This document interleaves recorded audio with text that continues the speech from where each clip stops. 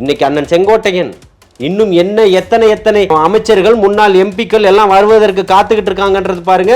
எப்படி ஜார்ஜ் கோட்டைக்கு போக போறோன்றதையும் பார்த்துக்கிட்டு இருக்கு. நிச்சயமாக 2026 விஜய் என்னும் நான்ற குரல் ஒலிக்க தான் போகுது. தமிழ்நாடே கேள்விப்பட்டிராத அதிரடி விலை குறைப்பு சூப்பர் சரவணா ஸ்டோர்ஸ். உங்க toilet cleaner bison toilet cleaner குவாலிட்டியை விட பெட்டர்னு நிரூபிச்சா உங்க மொத்த பணமும் ரீஃபண்ட். பைசன் டாய்லெட் கிளீனர் இப்போது 79 ரூபாயில்.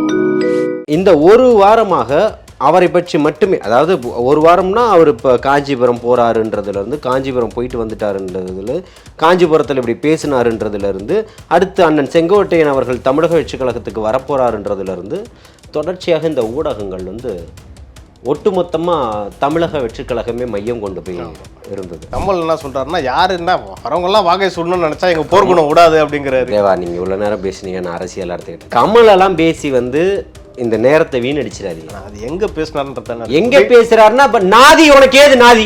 நீ நாதி கெட்டவன். உதயநிதியோட பிறந்தநாள் விழால பேசுற. அதை தான் கேட்கிறேன், உனக்கு நாதி இருக்கா?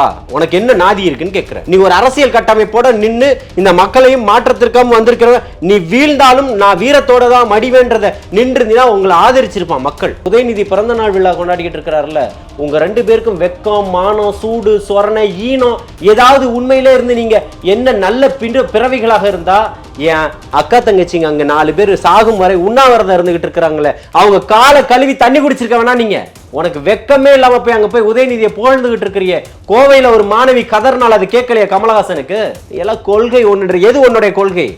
எது கொள்கை உன்னோடது? சொன்னார்ல பிளாஸ்ட் பிளாஸ்ட் பிளாஸ்ட்னு, அது இன்னைக்கு வெடிச்சுக்கிட்டு இருக்கு. அதான் தற்கூரி அவங்க சொல்லிக்கிட்டு இருக்காங்க. அவ தற்கூரின்னு சொல்லும் போதெல்லாம் இங்க தமிழக வெற்றிக் கழகத்துக்கு மிகப்பெரிய வளர்ச்சியை தான் கொடுத்துக்கிட்டு இருக்குது. விஜய் ஜனநாயகன், ஆனா நிஜநாயகன் உதயநிதினு போட்டு பேனர்லாம் போஸ்டர் ஓட்டிக்கிட்டு இருந்தாங்க. அதை பாத்தீங்களா? அங்கேயும் வேற தவிர்க்க முடியல இல்ல தேவா, அங்கேயும் வேற தவிர்க்க முடியல இல்ல. ஜனநாயகனை உங்களால அங்கேயும் தவிர்க்க முடியல இல்ல. நிஜநாயகன் யாருன்றது 2026 எடுத்து சொல்லும் பாருங்கன்னு சொல்றேன். செங்கோட்டையனே தப்பு பண்ணிட்டாரு. அவர் திமுக தான் போய் சேர்ந்துருக்கணும். எதுக்கு திமுக? 40-50 ஆண்டுகள் தொடர்ச்சியாக இந்த திமுகவை எதிர்த்தே பேசிய குரல் எப்படி திமுகவில் போய் மண்டியிடும் நினைக்கிறீங்க? பாத்தீங்கன்னா இன்னைக்கு மந்திரிங்க 8 பேர் அதிமுக இருந்து வந்தவங்க. உங்களுக்கு எல்லா மரியாதையும் நாங்க செஞ்சிருப்போம். அவருக்கு நக்கி பிழைக்க வேண்டிய அவசியம் இல்லை. உண்மையான அரசியல்வாதியா நிக்கிறாரு.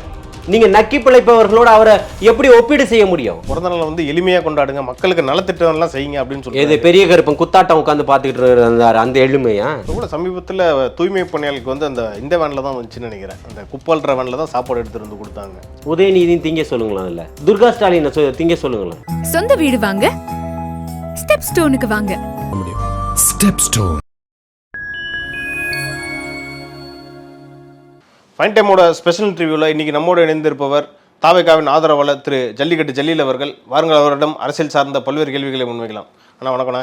வாழ்த்துக்கள். அதிமுகவின் மூத்த தலைவர் செங்கோட்டையன் தாவேகாவில் இணைஞ்சிட்டாரு. அவர் தொடர்ந்து பல்வேறு தலைவர்கள், ஏன் திமுக உட்பட பல தலைவர்கள், அதிருப்தியாக இருக்க தலைவர்கள் வந்து திரும்ப நிறைய பேர் வந்து தாவேகாவில் இணைய போகிறதா தகவல்லாம் வந்திருக்கு. உண்மையா? நம்ம சேனலில் கிட்டத்தட்ட ஒரு 6 மாதத்துக்கு முன்னாடியே நான் உங்களுக்கு தகவல்லாம் கொடுத்தேன். டிசம்பர் மாதம் மிகப்பெரிய ஒரு மாற்றம் உண்டு. நிறைய டிசம்பர் ஜனவரியில் வந்து பார்த்தீங்கன்னா நிறைய பிரேக்கிங் நியூஸ் எல்லாம் உண்டு அப்படின்னு சொல்லிட்டு பேரிடர் நடக்கும்.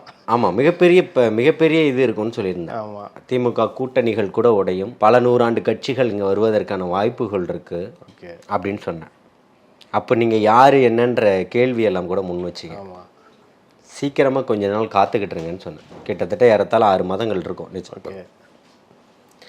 இன்னைக்கு ஒட்டுமொத்த தமிழகத்தினுடைய அரசியல் களமும் எப்படிப்பட்ட ஒரு அதிர்வலைகளில் உட்கார்ந்துகிட்டு இருக்குன்றதை உங்களால் பார்க்க. ஒட்டுமொத்த ஊடகமும் இந்த ஒரு வாரமாக அவரை பற்றி மட்டுமே, அதாவது ஒரு வாரம்னா அவர் இப்போ காஞ்சிபுரம் போறாருன்றதுலேருந்து, காஞ்சிபுரம் போயிட்டு வந்துட்டாருன்றதுல, காஞ்சிபுரத்தில் இப்படி பேசினாருன்றதுலேருந்து, அடுத்து அண்ணன் செங்கோட்டையன் அவர்கள் தமிழக வெற்றிக் கழகத்துக்கு வரப்போறாருன்றதுலேருந்து தொடர்ச்சியாக இந்த ஊடகங்கள் வந்து ஒட்டுமொத்தமாக தமிழக வெற்றிக் கழகமே மையம் கொண்டு போய் இருந்தது. அதை நான் பலமுறை சொன்னேன். ஒட்டுமொத்த மீடியாக்களையும் தமிழக வெற்றிக் கழகம் மையம் கொள்ளும்ன்றத ஒரு சுற்றியே இதை சுற்றி தான் ஒட்டுமொத்தமாக தமிழக வெற்றிக் கழகத்தினுடைய தலைவர் தளபதி அவர்களை சுற்றி தான் இந்த அரசியல் நகரும்ன்றத சொன்னேன். தம்பி வரும்போது நான் தான் வரவேற்றேன், இன்னைக்கு தம்பி வந்து இப்படி இருக்கிறாரு அப்படின்றதெல்லாம் இணக்கமா இருக்கு. பாஜகவோட இணக்கமா இருக்கிறதுக்கு என்ன உங்களை மாதிரி பாஜகவோட நேரடியா கூட்டணி வச்சு எல்லாத்தையுமே அனுபவிச்சவர்னு நினைக்கிறீங்களா? ஒட்டு மொத்தமா இந்த தமிழகத்துல இந்த திமுக சொல்லுமா? அவர் சொன்னார்ல, பாசிச பாஜக ஆட்சியும் இந்த ஊழல் திமுக ஆட்சியும் மட்டும்தான் நான் எதிர்த்து நிக்கிறேன்னு. எந்த ஆதரவுமே இல்லை. அவர் பக்கம் நீங்க வந்து பின்னாடி வந்து நின்னுட்டீங்களா? இப்படிப்பட்ட ஒரு கருத்தை சொல்லிட்டாருன்னு. இல்ல, தொடர்ந்து வந்து விஜய் அவர்கள் வந்து பாஜக பின்னாடி தான் இருக்காருன்ற மாதிரி நீங்க என்ன சொல்லுவீங்க? ஒட்டுமொத்த திராவிட இந்த உங்களுடைய கொள்கைகளை எல்லாத்தையுமே உடைச்சிட்டாரு. நீங்க மட்டுமே இதுக்கு சொந்தக்காரர்கள், அங்கீகரிக்கப்பட்டவர்கள் போல இருந்த ஏதோ பெரியாருடைய பேரனை போலவும் அறிஞர் அண்ணாவினுடைய வாரிசுகளை போலவும் தான் இங்க திகழ்ந்துகிட்டு இருந்தீங்க. அம்பேத்கர் நேரடியா உங்கள்கிட்ட அந்த சட்ட புத்தகத்தை கொடுத்து நீங்களே பாத்துக்கங்க, எல்லாத்தையுமே தமிழகத்தை வழி நடத்துங்க அப்படின்னு சொன்ன மாதிரி தமிழ்நாட்டுக்கு நீங்க மட்டும்தான் சொந்தக்காரர்கள் போல ஒரு கட்டமைப்பை உருவாக்கிட்டீங்க. ஏன் இதுக்கு முன்னாடி திமுக கூட்டணியில உட்கார்ந்து அதே பாசிச பிஜேபியோட சுவை அனுபவிச்சிங்களே, 2001 நினைக்கிறேன், பருகுனீங்கல்ல? அது உங்களுக்கு எப்படி இருந்தது? இப்பவும் சொல்றோம், பாசிசவாதிகள் பாஜகவை முழுமையாக எதிர்க்குது தமிழக வெற்றி கழகம். அதுல மாற்று கருத்தே கிடையாது. இவர் ஒரு இந்த சைடு பேசிட்டு இருக்காரு. கமல் என்ன சொல்றாருன்னா, யாருன்னா வரவங்க எல்லாம் வாகை சொல்லணும்னு நினைச்சா எங்க போர்க்குணம் விடாது அப்படிங்கிறாரு. தேவா, நீங்க இவ்வளவு நேரம் பேசுனீங்க, நான் அரசியல் எடுத்துக்கிட்டேன். கமல் எல்லாம் பேசி வந்து இந்த நேரத்தை வீணடிச்சிடாதீங்க. அது எங்க பேசினாருன்றதான, எங்க பேசுறாருன்னா நாதி, உனக்கு ஏது நாதி? நீ நாதி கெட்டவன். உதயநிதியோட பிறந்தநாள் விழால பேசுற. அததான் கேட்கிறேன், உனக்கு நாதி இருக்கா? உனக்கு என்ன நாதி இருக்குன்னு கேட்கிறேன். நீ ஒரு அரசியல் கட்டமைப்போட நின்று இந்த மக்களையும் மாற்றத்திற்காக வந்திருக்கிற, நீ வீழ்ந்தாலும் நான் வீரத்தோட தான் மடிவேன்றத நின்று உங்களை ஆதரிச்சிருப்பான் மக்கள் இல்லையா? நீங்க என்ன பண்ணீங்க? டிவியை உடைச்சிங்க, அதை பண்ணீங்க, இதை பண்ணீங்க, எல்லா பக்கமும் சுத்தி சுத்தி வந்தீங்க, மன்னராட்சியை ஒழிப்பீங்க. ஒரே ஒரு மாநிலங்களவை எம்பி சீட்டு வாங்குறதுக்கு உங்களுக்கு வெக்கமா இல்லையா? உங்களுக்கு இதுதான் உங்களுடைய கொள்கையா? இதுல வேற எங்கள் கொள்கையும் அவர் கொள்கையும் ஒண்ணுதான். அப்ப எதுக்கு ஏமாத்தின மக்களை இத்தனை நாட்கள்? மக்களை ஏமாளி நினைச்சுதானே நீங்க பண்ணிருக்கீங்க. திமுக எதிர்த்து தான் எலெக்ஷன்ல நின்று ஓட்டு வாங்கினாரு. திமுகவை எதிர்த்து ஓட்டு வாங்கிட்டு நேத்து அதே மேடையில் என்ன பேசுறீங்க? உதயநிதியை புகழ்ந்து பேசிக்கிட்டு இருக்காரு. உங்களுடைய கொள்கையும் என்னுடைய கொள்கையும் ஒண்ணுன்னு சொல்றாரு. இந்த இந்த இந்த விழால வந்து பேசுறீங்கல்ல, உதயநிதிக்கு பிறந்த நாள்னு சொல்லிட்டு அங்க உதயநிதி பிறந்த நாள் விழா கொண்டாடிக்கிட்டு இருக்கிறாருல்ல, உங்க 2 பேருக்கும் வெக்கம், மானம், சூடு, சொரணை, ஈனம் ஏதாவது உண்மையிலே இருந்து நீங்க என்ன நல்ல பிறவிகளாக இருந்தா, ஏன் அக்கா தங்கச்சிங்க அங்க 4 பேர் சாகும் வரை உண்ணாவிரதம் இருந்துகிட்டு இருக்கிறாங்களே, அவங்க காலை கழுவி தண்ணி குடிச்சிருக்க வேணா? நீங்க இன்னைக்கு 119வது நாளாக தொடர்ச்சியான போராட்டங்கள்ல ஈடுபட்டு இருக்கிறாரு தோழர் பாரதியினுடைய தலைமையில. உங்க கூட்டணியில வேற உட்கார்ந்துகிட்டு இருக்கிறீங்க கம்யூனிஸ்டுகள். அப்ப கம்யூனிஸ்டுகளுக்கு எப்பேற்பட்ட ரோசம் வந்திருக்கணும், தூக்கி போட்டு வந்திருக்க கூடாது? அப்போ இது திராவிட மாடலா? இது சமூக நீதியை பேசக்கூடியவர்களா? என்ன சமூக நீதியை காத்துட்டீங்க நீங்க? உனக்கு வெக்கமே இல்லாம போய் அங்க போய் உதயநிதியை புகழ்ந்துகிட்டு இருக்கிறீங்க. கோவையில ஒரு மாணவி கதர்னால் அது கேட்கலையா கமலஹாசனுக்கு? எல்லாம் கொள்கை ஒன்று. எது உன்னுடைய கொள்கை? எது கொள்கை உன்னோடது? விஜய் அவர்கள் சொல்ற ஊர் அடிச்சு உலையில போட்டவனுடைய கொள்கையும் உன்னுடைய கொள்கை ஒண்ணா? அப்ப விஜய் அவர்கள் சொல்ற மாதிரி கொள்ளை தான் உங்களோட கொள்கை. ஆமா, அது சொன்னார்ல, பிளாஸ்ட் பிளாஸ்ட் பிளாஸ்ட்னு. அது இன்னைக்கு வெடிச்சுக்கிட்டு இருக்கு. அதான் தற்கூரி தற்கூரி தற்கூரின்னு அவங்க சொல்லிக்கிட்டு இருக்காங்க. அவன் தற்கூரி தற்கூரின்னு சொல்லும் போதெல்லாம் இங்க தமிழக வெற்றி கழகத்துக்கு மிகப்பெரிய வளர்ச்சியை தான் கொடுத்துக்கிட்டு இருக்குது. தமிழக வெற்றி கழகம் ஆரம்பிச்சதுல இருந்து இது வரைக்கும் தொய்வா அடைஞ்சிருச்சுன்னு சொல்லுங்க தேவா. நீங்க முன்வைங்க உங்களுடைய கேள்வியை, பதில் சொல்றதுக்கு நான் தயாரா இருக்கேன். என்ன பண்ண முடியும்? தான் மிகப்பெரிய ஒரு மாற்றுன்னு வந்தவன் சரணாகதி அடைஞ்சிருக்கிறான். இதுக்கு பேர் என்ன சொல்லுவீங்க? எது தற்குறித்தனம்? மிகப்பெரிய ஆளுமையை கட்டமைச்சு இன்னைக்கு தமிழகத்துல மாபெரும் ஒரு ஒரு மக்களாட்சி நிறுவனம் நின்றுட்டு இருக்கக்கூடியவர் தலைவனா? அதான் என்ன சொல்றாங்கன்னா, ஒரு 50 வருஷம் எக்ஸ்பீரியன்ஸ் உள்ள ஒரு செங்கோட்டையனே வந்து நாளை முதல்வர் விஜய்னு புகழ்ந்துகிட்டு இருக்காரு. அது வந்து நாளைக்கு நடக்குமான்ற கேள்வியும் வருது. அவரு எப்பேற்பட்ட காலகட்டத்தில இருந்து அதிமுகல பயணம் செஞ்சுக்கிட்டு இருக்கிறாருன்றது எல்லாருக்கும் தெரியும். அரசியல் தெரிந்தவர்களுக்கு தெரியும் இல்லையா? அவர் எப்பேற்பட்ட நன்மதிப்புகளையும் அண்ணாவாக இருந்தாலும் சரி, எம்ஜிஆராக இருந்தாலும் சரி, அம்மையார் ஜெயலலிதாவாக இருந்தாலும் சரி, எப்பேற்பட்ட ஒரு நன்மதிப்பை பெற்றிருக்கிறாருன்றதையும் தெரியும். அப்படிப்பட்ட காலச்சூழல்ல அவர் வந்து வனத்துறை அமைச்சராக இருந்திருக்கிறாரு, பள்ளி கல்வித்துறையினுடைய அமைச்சராக இருந்திருக்கிறாரு. எப்படி தொடர்ச்சியான அமைச்சர் பதவிகள் இருந்திருக்காரு. இன்னைக்கு வரைக்கும், நேற்று வரைக்கும், முந்தா நாள் மாலை வரைக்கும் சட்டமன்ற உறுப்பினராக இருந்திருக்கிறாரு. ராஜினாமா செஞ்சுட்டு வந்திருக்கிறாரு. புரியுதுங்களா? அந்த மாதிரி எந்த இடத்துலையும் உங்களை மாதிரி இருந்துக்கிட்டு இருக்கிற கட்சியிலேயே இருந்துக்கிட்டு இங்கேருந்து அங்கே தாவிக்கிட்டு அங்கேருந்து அந்த மாதிரி வேஷ கபடதாரியாக இருந்திருக்கிறாரு. இது ஒன்று சொல்கிறீங்க. ஆனால் வந்து பார்த்தீங்கன்னா நேற்று வந்து விஜய் அவர்கள் முன்னாடி வந்து கட்சியில் இணைஞ்சாரு. ஆனால் பாக்கெட்டில் வந்து ஜெயலலிதா படம் இருக்குது. அதை ஒரு விமர்சனமாக பேசிக்கிட்டு இருக்காங்க. அவங்களுக்கு 1000 இப்போவும் சொல்கிறோம், நீங்கள் இந்த மாதிரி விமர்சனங்களை தான் பண்ணிக்கிட்டு இருக்க முடியும். தமிழகத்தை இங்கே யார் வந்து மிகப்பெரிய ஒரு தலைமகனாக இன்னைக்கு தமிழகத்தை தூக்கி நிறுத்தக்கூடியவரும், மக்கள் பிரச்சனையை இன்னைக்கு பேசக்கூடியவரும், கடத்தில் நிற்கக்கூடியவர்களும், நீ இன்னைக்கு பிறந்தநாள் விழா கொண்டாடிட்டு அந்த கூட்டங்களில் இருக்கக்கூடிய கூட்டணி கட்சிகளுடைய தலைவர்கள் எல்லாம் அதில் போய் உட்காந்துக்கிட்டு இருக்கிறீங்க. திருமாண்ணனுடைய வரலாறு என்ன? இன்னைக்கு உதயநிதிக்கு போய் பிறந்தநாள் கொண்டாடிக்கிட்டு இருக்கீங்களா? அப்போ இதெல்லாம் எப்படி பார்க்கக்கூடியது? கமலஹாசன் எந்த மிகப்பெரிய மக்கள் போராட்டத்தில் நீ குதிச்சிட்டீங்க, வந்துட்டீங்க, உங்களை மக்கள் வந்து மிகப்பெரிய ஒரு தலைவனாக கட்டமைச்சிட்டாங்க. நாய் எலும்பு துண்டுக்கு அலைவது போல ஒரு எம்பி மாநிலங்களவை எம்பி சீட்டுக்கு வாங்கிட்டு போயிட்டீங்க. பாத்தீங்கன்னா நிறைய திமுகவுடைய ஒட்டுமொத்த குடும்பமும் இவருடைய பிறந்தநாள் மிகப்பெரிய ஒரு தியாகி கமலஹாசன். விஜய் ஜனநாயகன், ஆனா நிஜநாயகன் உதயநிதினு போட்டு பேனர்லாம் போஸ்டர் ஓட்டிக்கிட்டு இருந்தாங்க. அதை பாத்தீங்களா?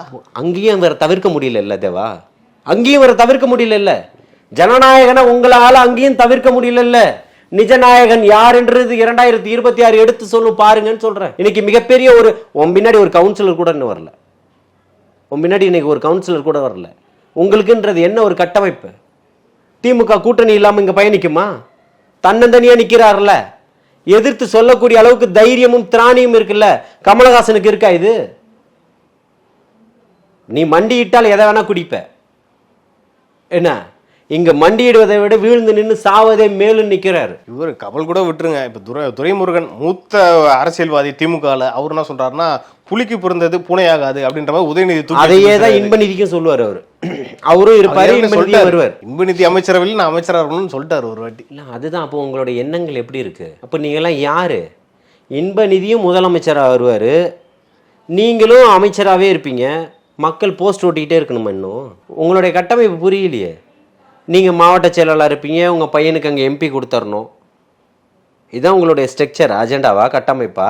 இன்னும் நிறைய பேர் பார்த்தீங்கன்னா செங்கோட்டையனே தப்பு பண்ணிட்டாரு, அவர் திமுக தான் போய் சேர்ந்துருக்கணும். எதுக்கு திமுக? 40-50 ஆண்டுகள் தொடர்ச்சியாக இந்த திமுகவை எதிர்த்தே பேசிய குரல் எப்படி திமுகவில் போய் மண்டியிடும் நினைக்கிறீங்க? பாத்தீங்கன்னா இன்னைக்கு மந்திரிங்க 8 பேர் அதிமுக இருந்து வந்தவங்க. உங்களுக்கு எல்லா மரியாதையும் நாங்கள் செஞ்சிருப்போம். அவருக்கு நக்கி பிழைக்க வேண்டிய அவசியம் இல்லை. உண்மையான அரசியல்வாதியா நிற்கிறாரு. நீங்க நக்கி பிழைப்பவர்களோட அவரை எப்படி ஒப்பீடு செய்ய முடியும்? அவருக்கு அந்த எண்ணம் இல்ல. தமிழகத்தை மாத்தணும்னு நினைக்கிறாரு. அதனாலதான் வரலாறு திரும்புகிறதுன்னு சொல்றாங்க, பதிவு செய்யறாங்க. மக்கள் இன்னைக்கு அவரை நம்புறாங்க. நாளைக்கு போனா கூட வாழ்த்துவாங்க. கட்சியில இருக்கக்கூடிய தொண்டனை ஏத்துப்பானா? அண்ணா திமுகவுடைய தொண்டனை ஏத்துப்பானா திமுகவுக்கு போனா? அப்போ நக்கி பிழைக்கக்கூடிய வேலைகளை நீங்க செய்ய வைக்கணும்னு நினைக்கிறீங்க. அதே விழாவில் தான் மாசு சொல்றாரு என்னன்னா, இங்க வந்திருக்க கூட்டம்லாம் வந்து சேரையோ ஜென்ரேட்டரையோ உடைக்கிற கூட்டம் இல்லை அப்படின்ற மாதிரி தாவேக தொண்டர்கள்லாம் மறைமுகமா சாராய கடையில கிளாஸ் கழுவுனவர் சொல்றாரு. எல்லாம் எப்படி? இன்னைக்கு மக்கள் நல்வாழ்வுத்துறையினுடைய அமைச்சர். இதுக்கு முன்னாடி அண்ணன் என்ன பண்ணிட்டு இருந்தீங்க? சட்டமன்ற உறுப்பினர் இருந்தார், மேயரா இருந்திருக்காரு. சாராய கடையில கிளாஸ் கழுவுனார்ல, அதையும் சொல்லுங்க. சென்னை திருமங்கலம் அங்கே நடந்த சாராய கடையில் நான் கிளாஸ் கழுவி கொடுத்துக்கிட்டு இருந்தேன் அப்படின்னு சொல்லியிருக்கிறார். ஒரு 2-3 பேர் இருக்கும்போது நானும் கூட இருந்தேன். அப்போ சொல்லியிருக்கிறார். நீங்கள் எந்த ஏரியா தம்பின்னு கேட்கும்போது நான் இந்த ஏரியான்னு, அதே திருமங்கலம்னு சொல்லும்போது நாங்கள் சாராய கடை இந்த இடத்துல, ஆமாம் சாராய கடை இருந்தது முன்பு ஒரு காலத்தில், அந்த கடையில் நான் கிளாஸ் கழுவி கொடுத்துருக்கேன்னு சொல்லியிருக்கேன். இந்த வரலாறுலாம் பெருசாக யாருமே வெளியே சொன்னதில்லை. இல்லை, நான் இப்போவும் சொல்கிறேன், எங்க அப்பா திமுக தான். புரியுதுங்களா? கடந்த காலங்களில் நான் திமுகவுக்காக பிரச்சாரம் பண்ணணும்னு இதே முதல்வர் என்னை அழைத்து பிரச்சாரம் பண்ணுங்கன்னு சொல்லி கேட்டிருக்கிறார். நான் யாரையும் தேடி போய் போகல. திமுகவுக்கு பிரச்சாரம் பண்றேன்னு நான் சொல்லலை. நான் சிஏஏ போராட்டத்தினுடைய ஒருங்கிணைப்பாளர் இருக்கும்போது என்னை 27 நாட்கள் போராட்டத்துக்கு பிறகு என்னை அழைத்து நான் இந்த போராட்டத்தில் வந்து பேசுறேன்னு சொல்லி வந்து பேசினவர். அப்பவும் நான் கேட்டேன், ஏன் நீங்க வரல இந்த கூட்டத்துக்கு 27 நாட்கள்னு சொல்லிட்டு. நான் எங்கேயும் மண்டியிட வேண்டிய அவசியம் இல்லை. புரியுதுங்களா? இந்த அதிகார பலத்தை பார்த்து பயப்படணும் இல்லையான்றது உளவுத்துறைக்கு தெரியும் நான் யாருன்றது. புரியுதுங்களா? இந்த மாதிரி 100 போராட்டங்களை பார்த்தவன், உங்களை மாதிரி எத்தனையோ மிரட்டல்களை பார்த்தவன், என் மீது எத்தனையோ போராட்டங்கள், எத்தனையோ வழக்குகளை போட்டீங்க. எல்லாத்துக்கும் நான் என்ன 5 ஓடிட்டேனா? உங்களை மாதிரி தான் தாவேக தொண்டர்களும் இருக்காங்களா தைரியமா? ஆமா, தலைவர் தளபதி அவர்களுடைய தம்பிகளும் தங்கைகளும் வா நீ எல்லாத்தையும் பாத்திரலாம்னு சொல்றான். தைரியம் நெஞ்சில உனக்கு உரம் இருந்தா வா. நீ கொள்ளையடிச்சு ஒட்டக்கூடிய போஸ்டர்லயும், அவன் வேலை செஞ்சு வெட்டக்கூடிய போஸ்டர்லயும் எவ்வளவு வலிமை இருக்குன்றது உங்களுக்கு தெரியுமா? கரூர்ல மாதிரி யாரும் தளபதி மாதிரி ஓடி போயிடாதீங்க, தொண்டர்கள்லாம் அப்படிதான் இருப்பாங்கன்ற மாதிரி இன்னொரு கத்தியை வச்சுக்கிட்டு ஒரு வீட்டுல வாழ்ந்துகிட்டு இருக்க பொண்ணை வந்து கூப்பிட்டுக்கிட்டு இருக்கிறான உங்க கட்சியினுடைய நிர்வாகி. மானம் ரோசம் இருந்தா போய் கேளுங்க. கடைங்களை போய் சண்டை போட்டுக்கிட்டு இருக்கிறானே, எல்லா இடத்துலயும் பாலியல் வன்புணர்வு செஞ்சுக்கிட்டு இருக்கிறானே. வெக்கம், மானம், சூடு, சொரண, சமூக நீதி இதெல்லாம் இருந்து பெண்ணை பாதுகாக்கக்கூடிய இயக்கம், பெரியாரிய கொள்கையை உள்வாங்கிய இயக்கம் போய் கேளுங்க. மானமுள்ள திமுக காரனார் தான் போய் கேளுங்க. திமுக காரனுக்கு இன்னைக்கு மானம் என்ன விலைன்ற அளவுக்கு ஆயிப்போச்சு. எப்படி கேட்பீங்க? ஒரு கட்சி விட்டு நீக்கலன்னு அந்த செய்தியும் வந்துகிட்டு இருக்கு. எப்ப மானம் இல்லைன்னு சொல்றேன் தேவா, உங்களுக்கு புரியலையா? எப்படி நீக்குவீங்க? எப்படி நீக்குவீங்க? குறைந்தபட்சம் அந்த பொண்ணு மேல அக்கறையாச்சும் இருக்கணும்ல, அதுவும் இல்லைன்றீங்களா? மக்கள் மீது எதுவுமே இல்லை. அந்த பொண்ணு மட்டும் என்ற தனியாக அந்த தங்கச்சிக்கு மட்டும் இவங்க வந்து வருத்தம் தெரிவிச்சிட போறாங்களா? நீ பிறந்த நாள் கொண்டாடலன்னா இன்னை தமிழ்நாடு அப்படியே சுபிக்ஷமா இல்லாம போயிடுமா? அடிச்ச 5000 கோடியில ஒரு சின்ன மழை பெஞ்சதுக்கு மழையில இந்த சென்னை முழுக்க தத்தளிக்குது. அவர் சொல்றாரு, என் பிறந்த நாள் வந்து எளிமையா கொண்டாடுங்க, மக்களுக்கு நலத்திட்டம் எல்லாம் செய்யுங்க அப்படின்னு சொல்லி. இது பெரிய கருப்பன் குத்தாட்டம் உட்காந்து பார்த்துக்கிட்டு இருந்தாரு. அந்த எளிமையா? எந்த எளிமை? எளிமைன்னா என்னன்னு தெரியுமா? எளிமைனா என்னன்னு சொல்லிட்டு உடனே தளபதி எந்த கார்ல போறாரு? திருட்டு காசுல போல, உழைச்சு சம்பாதிச்ச காசுல போறாரு. நீ சொல்லு, நான் உழைச்சேன் சம்பாதிச்சேன் அந்த காசுல போறேன்னு சொல்லிட்டு சொல்றதுக்கு வெக்கம் இருக்கா உங்களுக்கு? கூச்ச நாச்சம் இல்லை, அதனால எதை வேணா சொல்லுவீங்க. 2 கோடி 2.5 கோடி 5 கோடி கார்கள்ல போறீங்களா? உழைத்து சம்பாதிச்சிட்டீங்களா? எல்லா காரும் வச்சிருக்கீங்க, உங்கள்கிட்ட இல்லாத காரா? அம்மர் காருக்கு டியூட்டி கேட்டாம கூட தான் நீங்க கொண்டு வந்தீங்க. அவர் சொல்லுவார், எனக்கு ஒன்றும் சொத்து இல்லை. ஆனா அவர் மகன் மிகப்பெரிய செல்வந்தர். எப்படி? ரெஜெயின்ட்ல சம்பாதிச்சிருக்கலாம். ரெஜெயின்ட் எப்படி வந்துச்சு? அதாவது இது நிறைய விஷயங்கள் இருக்கு. கனிமொழி ஏன் உள்ள போனாங்க? கலைஞர் டிவிக்கு எப்படி பணம் வந்துச்சு? இதெல்லாம் பெரிய நீண்ட நெடிய வரலாறுகள் இருக்கு. என்ன இன்னைக்கு இருக்கக்கூடிய தம்பிகளுக்கு பாதி தெரியாதுன்றதுனால இவங்க எல்லாமே ஆட்டம் போட்டுக்கிட்டு இருக்கிறாங்க. என்னை போன்று இன்னைக்கு நிறைய பேர் இங்க தமிழக வெற்றி கழகத்துக்காக பேச வந்துட்டாங்க.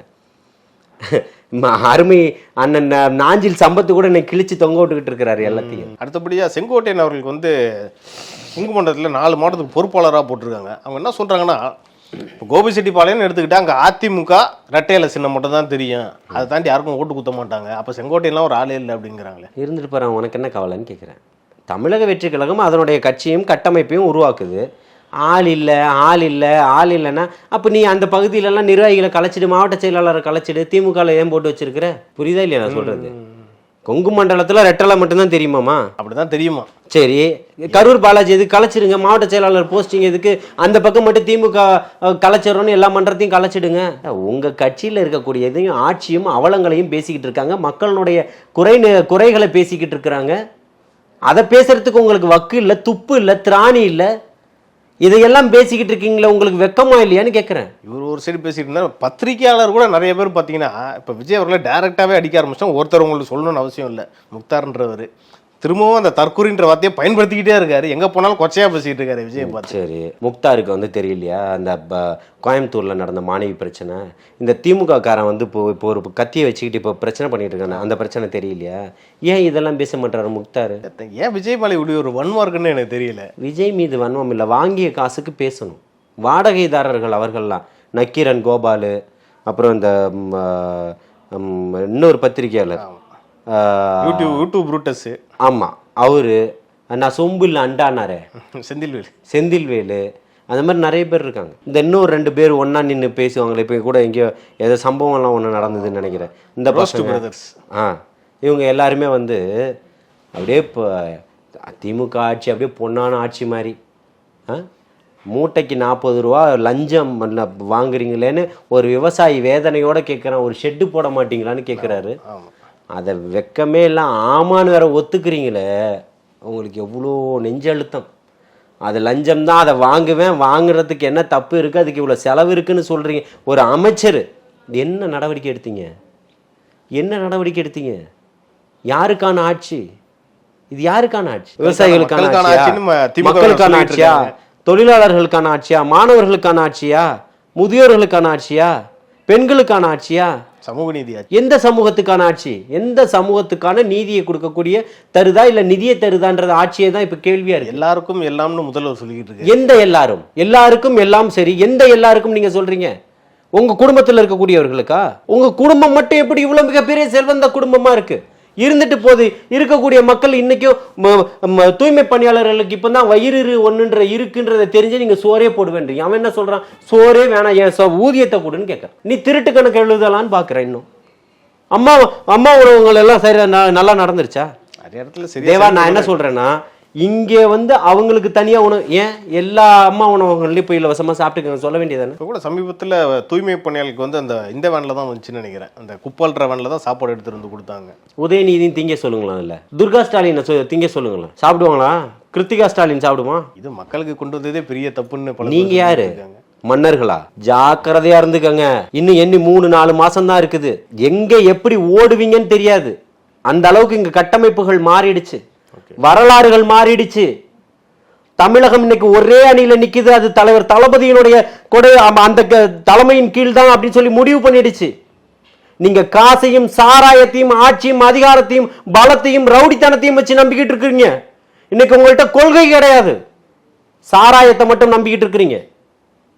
உங்களுடைய ஒட்டுமொத்தமும் பொய்த்து போகக்கூடிய காலங்கள் வந்துருச்சு. நீங்கள் சொன்னக்கூடிய அத்தனை பொய்களையும் மக்கள் இன்னைக்கு நிராகரிச்சுட்டாங்க. மக்களை நீங்க என்னைக்கு நிராகரிச்சிட்டீங்களோ அன்னைக்கு எல்லா ஒட்டுமொத்த தமிழக மக்களும் உங்களை நிராகரிச்சுட்டாங்க. இன்னைக்கு எப்படி ஓட போறீங்க 2026ன்றதை பார்த்துக்கிட்டு இருங்க. இன்னைக்கு அண்ணன் செங்கோட்டையன் இன்னும் எத்தனை அமைச்சர்கள் முன்னாள் எம்பிக்கள் எல்லாம் வருவதற்கு காத்துக்கிட்டு இருக்காங்கன்றது பாருங்க. எப்படி ஜார்ஜ் கோட்டைக்கு போக போறோன்றதையும் பார்த்துக்கிட்டு இருக்காங்க. 2026ல் திரு விஜய் அவர்கள் அரியணை ஏற போறது உறுதி அப்படின்றீங்க. நிச்சயமாக 2026 விஜய் என்னும் நான்ற குரல் ஒலிக்க தான் போகுது. தாவேகா சார்ந்த அரசியல் பத்தி இன்னைக்கு நம்ம நிறைய பேசணும். இது குறித்து அடுத்தடுத்த நிகழ்ச்சிகள் இன்னும் நம்ம டீட்டெயிலாக பேசலாம்ண்ணா. நன்றிண்ணா. வாழ்த்துக்கள்.